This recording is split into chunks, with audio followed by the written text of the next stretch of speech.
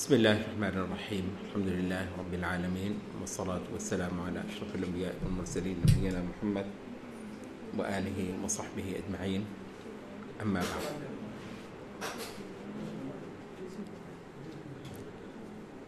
سورة الفتح سے ہم نے یہ سورة الفتح کی جو عمومی فضا ہے بنیادی طور پر وہ پوری ہی آج کی اس نشست میں ہمارے پیش نظر ہے، اور وہ ہے ایک ایسی جماعت جس کو رسول اللہ صلی اللہ علیہ وسلم کے دائیں بائیں کھڑے ہونے کا شرف حاصل ہوا، اور اس بنیاد پہ ان کو آسمان سے وہ سند ملی رضا کی، خوشنودی کی، کہ دنیا کو اور کو شاید آخرت میں جا کر کسی کو بتایا جائے کہ میں تم سے خوش ہوں، کوئی چھوٹا لفظ نہیں، جن کو معلوم ہے اللہ کون ہستی ہے اور اس کا خوش ہونا کسی سے کیا معنی رکھتا ہے، وہ تو مر جاتے ہیں اس لفظ پہ کہ میں تم سے خوش ہوں۔ تو ظاہر ہے ایک خلقت ہوگی جو دن رات یہاں دم مارتی ہے، کوشش کرتی ہے صرف اس سے ایک سند لینے کے لیے آخرت میں جا کر کہ وہ کہے کہ میں تم سے راضی ہوا، ٹھیک ہے۔ تو لیکن یہ ہے کہ کچھ خوش قسمت ایسے کہ جن کو اس جہان میں کہا کہ میں تم سے راضی ہوا، یہ شرف، یہ عزت، یہ نصیب اصحاب رسول اللہ صلی اللہ علیہ وسلم کو حاصل ہوا وافر طور پر۔ جب سورۃ توبہ پڑھ رہے تھے اس وقت بھی میرا ذہن بن رہا تھا کہ والسابقون الاولون من المہاجرین والانصار والذین اتبعوهم بإحسان رضی اللہ عنہم ورضوا عنہ وأعد لهم جنات تجری تحتها الأنہار۔ تو اس پہ کچھ بات کی جائے، لیکن اس وقت جو ہے وہ جہاد کے حوالے سے شاید ضروری ہو گیا تھا کہ ہم بات کریں سورۃ توبہ میں۔ تو اب یہ موقع ہے، یہ سورۃ الفتح جو ہے انا فتحنا لک فتحا مبینا، اس کا بنیادی جو فضا پیچھے سے چل رہی ہے یا جو اس کے شان نزول جس کو کہا جاتا ہے کہ رسول اللہ صلی اللہ علیہ وسلم کو اللہ نے آپ کے خواب میں دکھایا کہ وہ عمرہ کر رہے ہیں اور بیت اللہ کا طواف کر رہے ہیں۔ تو رسول اللہ صلی اللہ علیہ وسلم نے کہا کہ میں نے ارادہ باندھا ہے کہ میں خانہ کعبہ کا طواف عمرہ کر کے آؤں، تو جس کو میرے ساتھ جانا ہے چلا آئے، اس میں ہم جنگ کے ہتھیار بھی نہیں اٹھائیں گے، اور جا کہاں رہے ہیں؟ دشمن کی کچھار میں۔ مکہ کس کے پاس ہے اس وقت؟ رسول اللہ صلی اللہ علیہ وسلم کے بدترین دشمنوں کے پاس، جن کے ساتھ کئی ساری جنگیں ہو چکی ہیں۔ اور رسول اللہ کیونکہ رسول اللہ صلی اللہ علیہ وسلم خانہ کعبہ جا رہے ہیں تو یہ تو ہو نہیں سکتا ہے کہ آپ ہتھیار اٹھا کر اور لڑائی کے پورے جو ہے وہ ایک فضا بنا کر جائیں۔ تو یہ بتانے کے لیے کہ خانہ کعبہ کی حرمت ہے کہ یہاں آدمی بالکل دھیما ہو کر جائے اور بغیر کسی بھی لڑائی بڑھائی جنگ، خواہ وہ کتنی ہی صحیح اور مقدس اپنی جگہ پہ ہو، وہ ایک الگ بات ہے، لیکن خانہ کعبہ ہے اللہ کا، وہ بیت العتیق، پرانا گھر۔ تو رسول اللہ صلی اللہ علیہ وسلم جنگی ہتھیار بھی نہیں اٹھائیں گے اور عمرہ بھی کر کے آئیں گے، کیونکہ اللہ تعالیٰ نے ان کو دکھایا کہ آپ نے عمرہ کر لیا ہے اور آپ نے طواف کر لیا ہے۔ تو اس پہ جو ہے وہ کہتے ہیں کہ یہ وہ رسول اللہ صلی اللہ علیہ وسلم کی جنگی مہم ہے جس میں کوئی ایک منافق ساتھ نہیں گیا، تو پاگل ہوئے ہیں، دماغ خراب ہوا ہے، وہاں پہ جانا ہے، اور رسول اللہ صلی اللہ علیہ وسلم کہہ رہے ہیں میں جا رہا ہوں، جس نے آنا ہے میرے ساتھ آ جائے۔ تو کہتے ہیں خالص ترین جو نفوس سے صرف وہی رسول اللہ صلی اللہ علیہ وسلم کے ساتھ ہوئے بغیر جنگی ہتھیاروں کے۔ 1400 نفوس یہ تھے، 1400 صحابی رسول اللہ صلی اللہ علیہ وسلم کے۔ تو یہ گئے اور یہ سفر کرتے ہوئے انہوں نے ساتھ 70 اونٹ قربانی کے، آگے آتا بھی ہے والہدی معکوفاً، 70 اونٹ جو ہے اور اس پر نشانیاں لگائی ہوئی کہ یہ جو عربوں کے ہاں چلتی تھی، یہ خانہ کعبہ کا چڑھاوا ہے، یہ اونٹ جو ہیں خانہ کعبہ کا چڑھاوا ہے، یہ وہاں پر اللہ کے نام کے ذبح کیے جائیں گے اور قربانی کر کے اللہ کا تقرب حاصل کیا جائے گا۔ تو وہ بھی بالکل واضح تھا کہ یہ قافلہ عمرے کے لیے جا رہا ہے۔ ظاہر ہے کہ کفار کب یہ ماننے والے تھے کہ وہ ان کو عمرہ کرنے دیں، تو انہوں نے بہت زیادہ رکاوٹ ڈالی، لمبی وہ ہوئی حدیبیہ کے مقام پر، جو کہ یہ مکہ سے بالکل ساتھ لگتی ایک جگہ ہے حدیبیہ، تو وہاں آپ نے پڑاؤ کیا اور کئی دن تک وہاں پر مذاکرات کے دور چلتے رہے۔ آخر اب اس کہانی میں نہیں جائیں گے کہ وہ جو صلح حدیبیہ ہوئی اس کی پھر کیا شروط وغیرہ تھیں اور اس میں کیا کچھ طے ہوا۔ قصہ کوتاہ اس سال رسول اللہ صلی اللہ علیہ وسلم اور صحابہ واپس جائیں گے، قربانیاں یہیں پہ کر لیں گے، اور اگلے سال البتہ آئیں گے، اور قریش اس وقت ان کو کچھ نہیں رکاوٹ ڈالیں گے اور یہ بڑے آرام سے عمرہ کریں گے۔ اور تو رسول اللہ صلی اللہ علیہ وسلم کا وہ جو خواب ہے وہ بھی مکمل طور پر اللہ نے پورا کروایا۔ اور البتہ یہ ہے کہ اس میں ایسے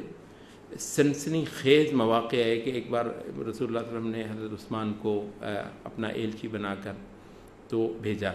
حتیٰ کیا کہا جاتا ہے کہ حضرت عمر کو کہا تو حضرت عمر نے کہا کہ آپ کو پتہ ہی ہے یہ میرے ساتھ کیا ہے، تو حضرت عثمان کیونکہ یہ رشتے میں بہت قریب تھے بنو امیہ، اور بنو امیہ کے پاس ہی لیڈرشپ تھی قریش کی، ابو سفیان، تو ابو سفیان بنو امیہ کا ہے، حضرت عثمان بھی بنو امیہ کے ہیں، تو عربوں میں رشتہ داریوں کا بہت پاس خیال کیا جاتا تھا۔ تو اس وجہ سے ہو سکتا ہے کہ حضرت عثمان نسبتاً کامیاب رہیں ان کے ساتھ کوئی بیچ کی راہ نکالنے میں، تو حضرت عثمان کو رسول اللہ صلی اللہ علیہ وسلم کا نمائندہ بنا کر بھیجا گیا، تو بیچ میں وہ لیٹ ہو گئے، نہ آ سکے واپس، تو یہ افواہ پھیل گئی کہ حضرت عثمان کو کافروں نے قتل کر دیا ہے، جس پر مسلمانوں نے بہت زیادہ وہ غصہ ظاہر کیا، اور رسول اللہ صلی اللہ علیہ وسلم نے حضرت عثمان کا یہ شرف کہ میرے ہاتھ کو عثمان کا ہاتھ سمجھو اور میرے ہاتھ پر بیعت کرو۔ تو رسول اللہ صلی اللہ علیہ وسلم ایک درخت کے نیچے کھڑے تھے، اور وہاں ایک صحابی اس بات کی کر رہا تھا کہ بے شک ہمارے پاس جنگی ہتھیار نہیں ہے، لیکن یہاں سے اب یوں نہیں جانا، تو اب جنگ کرنی ہے اور آخری درجے تک جو ہے ہم نے عثمان کا انتقام لینا ہے اور رسول اللہ صلی اللہ علیہ وسلم کو سرخرو کر کے تو یہاں سے واپس جانا ہے۔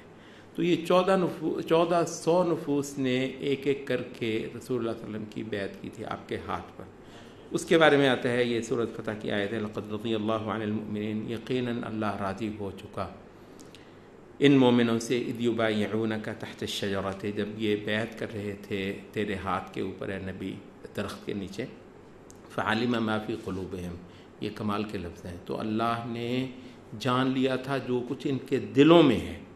یعنی اس پہ اللہ راضی ہوا ہے، یعنی ان کی ظاہری اس پہ نہیں، فانزل السکینۃ علیہم، تو اللہ نے ان پر ایک سکینت نازل فرمائی، واثابہم فتحا قریبا،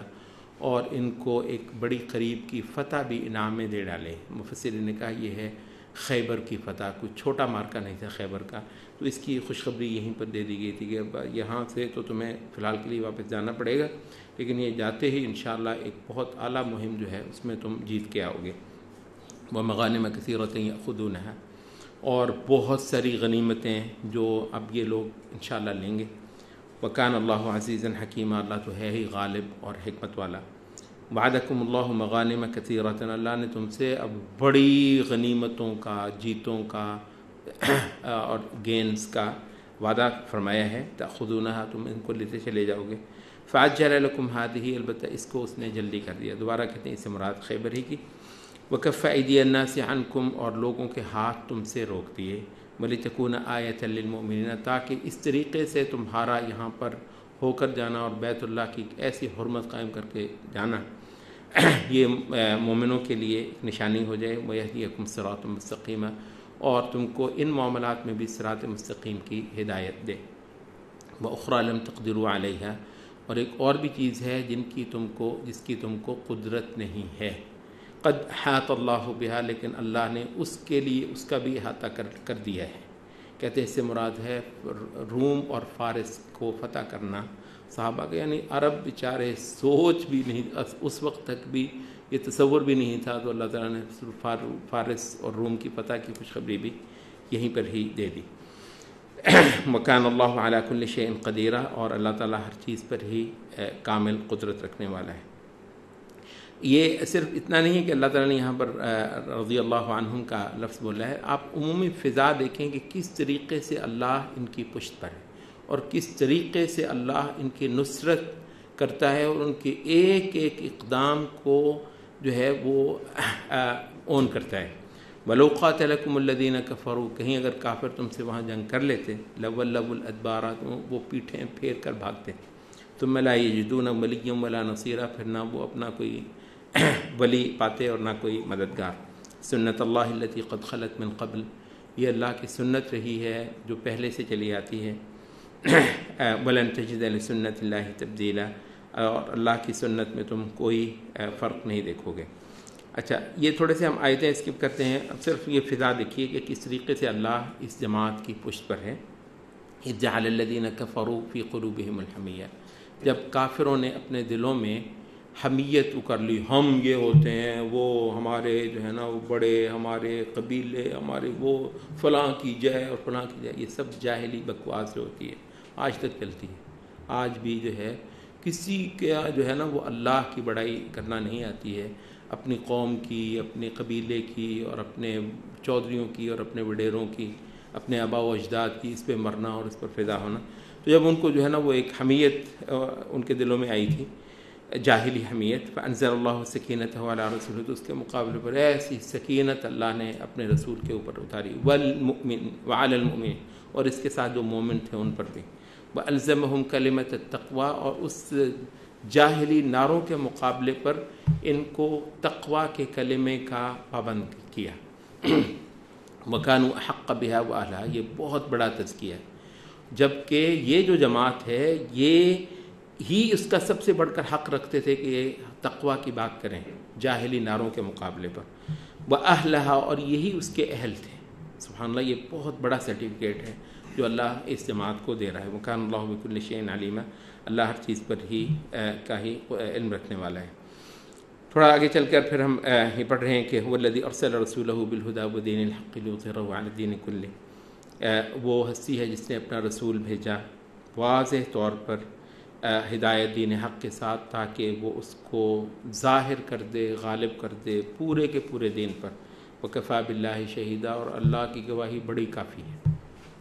محمد الرسول اللہ، محمد اللہ کے رسول ہیں، والذین معہ، اور جو اس کے ساتھی ہیں، اشداء علی الکفار، کافروں پر بڑے سخت ہیں۔ یہ ایک بہت بڑا کریکٹر ہے صحابہ کا، کافروں پر بڑے سخت ہیں، یہ بالکل پسند نہیں آتا ہے ان کو۔ رحماء بینہم، آپس میں بہت ایک دوسرے پر مہربان ہیں۔ تراہم رکعا سجدا، تم دیکھو گے ان کو رکوعوں میں پڑے ہوئے اور سجدوں میں پڑے ہوئے۔ یبتغون فضلا من اللہ، سجدوں میں رکوعوں میں اللہ کی کا جو فضل ہے اس کے متلاشی ہوتے ہیں، ورضوانا، اور اللہ کی خوشنودی کے۔ سیماہم فی وجوہہم، ان کی نشانیاں ان کے چہروں میں ہیں، من اثر السجود، سجدوں کے اثر سے۔ ذالک مثلہم فی التوراۃ، تورات میں تو ان کی مثال یہ ہے۔ ومثلہم فی الانجیل، انجیل میں ان کی جو مثال بیان ہوئی ہے، کزرع، ایک کھیتی، اخرج شطأہ، جس نے اپنی سوئی نکالی، فآزرہ، تو پھر اس کو مضبوط کر لیا تھوڑے ہی وقت میں، فاستغلظ، تو پھر بڑی موٹی ہو گئی وہ، فاستوى علی سوقہ، اور اس کے بعد وہ اپنے قدموں پہ کھڑی ہو گئی۔ یعجب الزراع، بیجنے والوں کو تو خوش کر جاتی ہے، لیغیظ بہم الکفار، البتہ کافر تاکہ اس سے بہت زیادہ چلیں۔ اس مقام سے نا، لیغیظ بہم الکفار، صحابہ سے کفار جلیں۔ اس سے امام مالک نے یا بعض اور نے جو استدلال کیا ہے وہ یہ ہے کہ صحابہ سے بغض رکھنے والا کافر ہوگا، لیغیظ، کہ صحابہ سے بغض رکھے گا ہی وہ جو کافر ہوگا، اس آیت سے استدلال کیا ہے۔ وعد اللہ الذین آمنوا وعملوا الصالحات، اللہ نے وعدہ کیا ہے ایمان والوں سے اور عمل کرنے والوں میں سے، منہم، ان لوگوں میں سے، مغفرتاً، ایک مغفرت کا، واجرا عظیما، اور ایک بڑے اجر کا۔ اچھا، اس سے متصل صورت الحجرات بھی ہے، اس کا بھی جو ہے وہ ظاہر ہم پورا وقت نہیں لگا سکتے، لیکن اللہ فرما رہا ہے صحابہ کو مخاطب کر کے کہ وَلَكِنَّ اللَّهَ حَبَّبَ إِلَيْكُمُ الْإِيمَانَ، اللہ تعالیٰ نے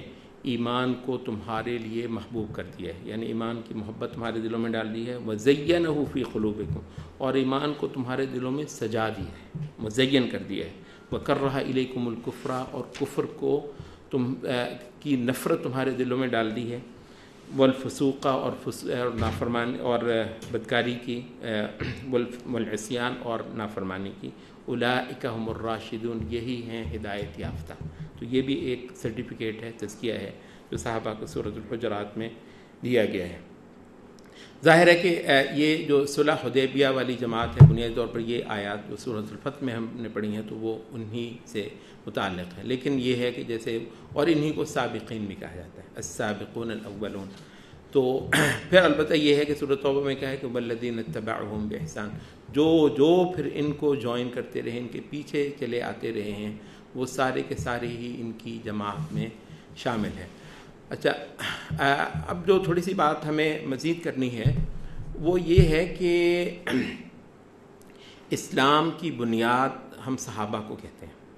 ہر پہلو سے، تاریخی طور پر بھی۔ اچھا، کچھ ایسا عجیب ہوا ہے کہ ہمارے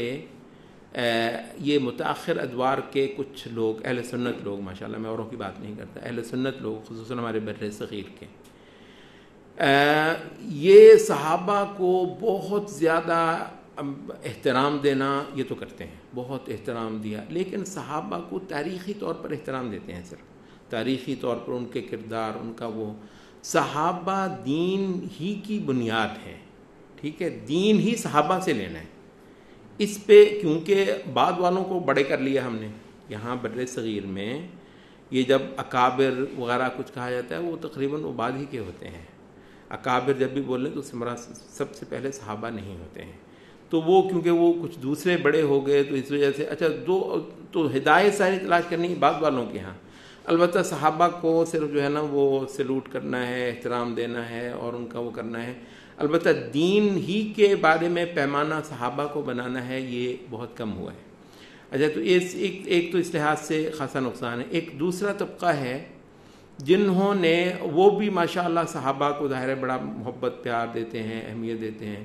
لیکن اگر ان کو بتایا جائے کہ جی ابھی یہ پچھلے دنوں میں وہ پڑھ رہا ہوں، وہ پوسٹ ہیں، یہ وہ وطر میں جو ہے، ہاں جی اللہ کے رسول سے تو کچھ نہیں آتا، یہ جو ہم ہاتھ اٹھا کے وطر کرتے ہیں نا اور رکوع کے بات کرتے ہیں، تو بس جی وہ تو عبداللہ ابن مسعود سے آتا ہے، وہ اتنے صحابہ، ایک نہیں دو نہیں، اتنے سارے صحابہ، وہ فلاں صحابہ تو صحابہ سے آتا ہے، اللہ کے رسول سے نہیں آتا ہے، سبحان اللہ۔ یعنی اللہ کے صحابہ جو ہیں، اور وہ بھی علماء صحابہ، وہ ایک عمل کرتے ہیں تو پتہ نہیں کرتے ہوں گے، گھڑ لیا ہوگا اپنے پاس سے، ایسے سوچ لیا ہوگا انہوں نے اپنے پاس سے، ایسا عمل جو ہے ہم یہ کہتے ہیں کہ وہ ایک تو ہے نا عبداللہ ابن مسعود کا کوئی شذوذ ہو، مطلب شذوذ کہتے ہیں کہ سارے صحابہ بالکل ایک طرف ہوں، عبداللہ ابن مسعود بالکل ان سے ہٹ کر ایک بات کر رہے ہیں، اس میں تو کوئی بات نہیں، ہم کہتے ہیں کہ عبداللہ ابن مسعود کو غلطی لگی ہے، جبکہ صحابہ اس سے دوسری سائڈ پہ ہیں۔ لیکن جہاں ایسی بالکل بات نہ ہو، اس وقت جو ہے نا عبداللہ ابن مسعود کچھ ہوتے ہیں، نہ عبداللہ ابن عمر کچھ ہوتے ہیں، نہ حتیٰ کہ حضرت عمر خود کچھ ہوتے ہیں، یہ جی تراویح تو حضرت عمر نے شروع کی ہے اور اللہ کے رسول نے تو صرف 3 دن پڑھی ہے، تو صحابہ کو آپ کیا سمجھتے ہیں؟ کچھ بھی نہیں سمجھتے، کچھ بھی نہیں سمجھتے، میں اور اللہ کا رسول بیچ میں سے کوئی نہیں آ سکتا، مجھے تو حدیث دکھاؤ۔ تو امام مالک وغیرہ وہ لوگ کہتے ہیں خدا کے بندو، رسول اللہ صلی اللہ علیہ وسلم سے جو دین صحابہ نے لیا ہے اس کو پہنچانے کا ہی ایک طریقہ ہے، اگر صحابہ کے ٹھٹ ایک عمل کرتے ہیں تو وہ رسول اللہ سے عملی روایت ہے، وہ یہ ان کے بارے میں یہ سوچنا بھی چھوڑ دیں کہ انہوں نے خود کچھ ہی گھڑ لی ہوگی، وہ ایسے ہیں ہی نہیں، وہ رسول اللہ صلی اللہ علیہ وسلم کو ایک عمل انہوں نے کرتے ہوئے دیکھا ہے، اگر وہ کسی وقت نہ بھی کہیں کہ میں نے سنا رسول اللہ کو فرماتے ہوئے یا میں نے دیکھا رسول اللہ کو کرتے ہوئے، مگر وہ ایک چیز کو دین کے طور پر کرتے اور جاری کرتے ہیں، تو ہم کہتے ہیں یہ رسول اللہ صلی اللہ علیہ وسلم سے ہی ایک روایت کا ایک موڈ ہے، یہ ایک موڈ ہے رسول اللہ صلی اللہ علیہ وسلم سے ہی روایت کا۔ تو صحابہ کو جو ہے نا سے دین لینا، یہ یہاں پر وہ طبقے بھی نہیں کرتے جو ماشاءاللہ قرآن حدیث کرتے ہیں، اللہ ماشاءاللہ ظاہر ہے، لیکن ہم ایک عموم کی بات کرتے ہیں، اور اس وقت عوام میں اس کی رو جو ہے بہت زیادہ ہوئی ہے، ابھی چند سالوں سے تھوڑی سی جو ہے نا سمت ٹھیک ہونی شروع ہوئی ہے، پتہ نہیں اس کی کیا کیا وجوہات ہوں گی، شاید کچھ اللہ کے بندے انہوں نے زیادہ شور ڈالا ہوگا، ورنہ تو قرآن حدیث کرنے والے صحابہ کو بالکل جو ہے نا وہ دین لینے کے معاملے میں اور دین کی جو ہے نا وہ معیار کے حوالے سے تقریباً صحابہ کو فارغ کر چکے تھے۔ تو یہ حضرات وہ ہیں جو ماشاءاللہ اہل سنت ہیں۔ اب ان کی بات آپ کریں گے جو سرے سے اہل سنت ہی نہیں، جو صحابہ سے بغض رکھتے ہیں، ظاہر ہے ان کا گمراہ ہونا اور ان کا ضلالت پر ہونا اور ان کا ہلاکت کی راستے پر ہونا، وہ تو ایسی بات ہے کہ اس پر کچھ کہنے کی بھی ضرورت نہیں ہے۔ یہ صحابہ کے ساتھ تصادم جو ہے وہ امت کے دو فرقوں نے کیا، دونوں ہلاکت اور ضلالت کے ٹولے قرار دیے گئے۔ ایک خوارج، انہوں نے صحابہ سے جنگ کی، صحابہ کو کافر کہا، اور دوسرا جو ہے وہ تھے رافضہ۔ یہ انہوں نے امام ابن تیمیہ کہتے ہیں کہ خوارج جو ہیں یہ تھے تو گمراہ لیکن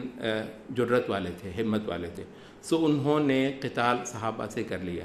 کہتے ہیں روافض کا صحابہ کے ساتھ بغض جو ہے وہ خوارج سے کہیں بڑھ کر ہے۔ بات یہ ہے کہ یہ بزدل تھے، یہ جو ہے نا وہ مرد میدان نہیں تھے، تو یہ ان کی جرت نہیں تھی کہ یہ صحابہ کے ساتھ قتال کریں، تو انہوں نے جو ہے نا وہ سازشوں کا اور من گھڑت روایات کا، اور وہ جو ہوتا ہے نا مطلب ہے کہ وہ دور دراز امت کے جو ہے نا آپ وہ دیکھیں یہ پھیلے کہاں ہیں، جہاں سب سے کم جو ہے نا وہ حدیث کے اور سنت کے علماء ہوتے تھے، ایسے گوشوں میں کہ سب سے زیادہ ان کی جو ہے نا وہ بڑھوتری خراسان میں ہوئی ہے، اور یہ جو بہت سارے ان کے جو سرغنے تھے وہ بھی خراسان ہی میں پیدا ہوتے رہے، اس وجہ سے کہ خراسان جو ہے نا اسلامی مراکز سے ایک بہت دور کا علاقہ تھا، تو یہاں پر یہ اہل بیت کا نام لے لے کر تو صحابہ کے خلاف جو ہے نا وہ ایک بغض پالتے رہے۔ یہ تھوڑی سی آخری ایک چیز میں کر دوں، کچھ دنوں سے میں دیکھ رہا ہوں ایک رافضیت کیا ہے۔ ہم نے کہا نا کہ دو فرقے ہیں جنہوں نے صحابہ کے ساتھ تصادم کیا، ایک خوارج کا اور ایک روافض کا، دونوں کو ہم نے گمراہ کہا۔ اچھا، لیکن یہ ہے کہ اب اگر تو محض صحابہ میں سے کسی کے ساتھ، ایک ہے جماعت صحابہ کے ساتھ جو ہے نا وہ کرنا، تو وہ تو دونوں ہی ہیں، ایک ہے کہ صحابہ میں سے بعض کے حوالے سے بعض لوگوں کا کسی اشکال کا شکار ہونا۔ اچھا، کچھ لوگ اس کو بھی رافضیت کے کھاتے میں ڈالتے ہیں۔ اچھا، صحابہ خواہ وہ حضرت معاویہ ہوں، سیدھی کھل کے بات کرنی چاہیے، خواہ وہ حضرت معاویہ ہوں، خواہ وہ عمرو بن العاص رضی اللہ عنہ ہوں، خواہ وہ کوئی اور صحابی ہو، جو کہ بہرحال وہ جو کبار صحابہ ہیں، حضرت عمر، حضرت ابوبکر جیسے، حضرت علی جیسے، ظاہر ہے ان کے ہم پلہ نہیں بھی ہیں، صحابہ میں گریڈنگ ہونا کوئی مطلب اچنبے کی بات نہیں ہے۔ اچھا، تو کسی ایک صحابی کے حوالے سے وہ تاریخی روایات میں وہ ہو گیا، اس سے کچھ زیادتی ہو گئی ہے، اس سے کچھ غلوب ہو گیا ہے، اس سے کچھ اور ہو گیا ہے۔ اچھا، اس کو نا رافضیت کے کھاتے میں ڈالنا وہ غلط ہے، وہ جو کر رہا ہے حضرت معاویہ کے حوالے سے وہ غلط بات کرتا ہے، بے حد غلط ہے۔ اچھا، بہت سارے حضرت معاویہ ہی کو بنیاد بناتے ہیں اپنی رافضیت کے لیے، ان کو ہم رافضی کہتے ہیں۔ پوائنٹ یہ ہے کہ ایسے صحابہ جن کی حضرت علی سے جنگ ہوئی، جو کہ وقت کے خلیفہ راشد ہیں، اس پر اہل سنت کا اتفاق ہے، حضرت علی وقت کے خلیفہ راشد ہیں۔ بعض صحابہ جو ہیں اپنی غلطی کی وجہ سے، اجتہادی غلطی کی وجہ سے حضرت علی سے جنگ کر بیٹھے۔ اچھا، اب ایسے صحابہ کو جو ہے نا وہ تنقید پہ لانا بنیادی طور پر ہم کہتے ہیں ان سب کے بارے میں آپ اپنی زبانیں بند رکھیں، سب سے بڑی سلامتی یہی ہے۔ البتہ ایک وہ طبقہ ہے جو حضرت معاویہ کو مشق جو ہے نا اپنا تختہ مشق بناتا ہے، اس وجہ سے کہ مابعد کے لیے اس کو راستہ ملے۔ ٹھیک ہے، حضرت ابوبکر اور عمر کے خلاف بولنا مشکل ہے، حضرت معاویہ سے شروع کر لو، اتنا کرو کہ رفتہ رفتہ پھر اس کی گنجائش نکل آئے۔ یہ کون سا وہ ہے؟ یہ ہے رافضیت۔ تو حضرت معاویہ کے بدترین دشمن ہے رافضہ، بدترین دشمن ہے رافضہ۔ اچھا، البتہ ایک وہ طبقہ ہے جن کا کوئی مسئلہ جماعت صحابہ کے ساتھ نہیں ہے، کوئی ان کا تصادم جماعت صحابہ کے ساتھ نہیں ہے، وہ بھی حضرت معاویہ کے بارے میں بہت ساری غلط ظلم کی باتیں کر سکتے ہیں، ان کی ظلم کی باتوں کو ظلم کی باتیں کہنا چاہیے، ان کی مذمت جتنی ہو سکتی ہے کرنی چاہیے۔ البتہ ایک اس کو آپ رافضیت کے کھاتے میں کیسے ڈالتے ہیں؟ اس کو رافضیت ایک خاص اصطلاح ہے، ورنہ اگر محض صحابہ تو پھر یہ جو ہیں خوارج ہیں ان کو بھی رافضی کہہ لیں۔ خوارج جو ہیں وہ بھی تو صحابہ کے خلاف لڑتے ہی ہیں، صحابہ کو کافر بھی کہتے ہیں، کیا خوارج کو آپ رافضی کہتے ہیں؟ صحابہ سے تو لڑتے ہیں، صحابہ کو کافر بھی کہتے ہیں، لیکن آپ ان کو رافضی کیوں؟ وجہ یہ کہ رافضیت ایک خاص ایجنڈا تھا. یہ لوگ جو ہیں دراصل جماعت صحابہ ہی اس وقت جماعت اسلام تھی، اور کوئی جماعت اسلام نے روم اور فارس سب کو فتح کر لیا. انہوں نے دیکھا کہ اتنا ہے، تو اس جماعت اسلام کو یا اسلام کی سلطنت کو یا اسلام کی خلافت کو گرانے کے لیے انہوں نے کہا اب ہمارے بازو تو بالکل رہ گئے، ہم تو کچھ نہیں کر سکتے، اب ذریعہ بناؤ اہل بیت کا نام. اہل بیت کے بھی پاس نہیں جاتے تھے. اہل بیت کہاں ہیں؟ یہ ان سے ہزاروں میل دور پر اہل بیت کے نام پر جو ہے نا لوگوں کو جھوٹ گھڑ گھڑ کے کہ اہل بیت کے ساتھ یہ ظلم ہو رہا ہے، یہ زیادتی ہو رہی ہے، اہل بیت جو ہے نا بیچارے بے بس ہیں، بول نہیں رہے. تو اس وجہ سے ان کا نام لے کر خلافت کو گرانے کی ایک موومنٹ تھی، اس کا نام ہے رافضیت. ٹھیک ہے، تو رافضیت کی اپروچ سے کوئی بندہ حضرت معاویہ پہ بولے گا، وہ اس کے ساتھ ہم جو ایک شدید موقف اختیار کریں گے وہ اور ہے. اور اگر بندہ کسی علمی تاریخی غلطی کی وجہ سے ایسا کوئی کرتا ہے اس کو بھی ہم غلط کہیں گے، لیکن اس کی بنیاد جو ہے وہ اور ہے. اور بسا اوقات اس کو محض غلطی نہیں کہتے، اس کو ہم ظلم بھی کہتے ہیں، زیادتی بھی کہتے ہیں، جہالت بھی کہتے ہیں، اور بسا اوقات بعض لوگوں کے حق میں اس کو خباثت بھی کہتے ہیں جو حضرت معاویہ کے خلاف بولتے ہیں. اقول قولی ھذا واستغفر اللہ.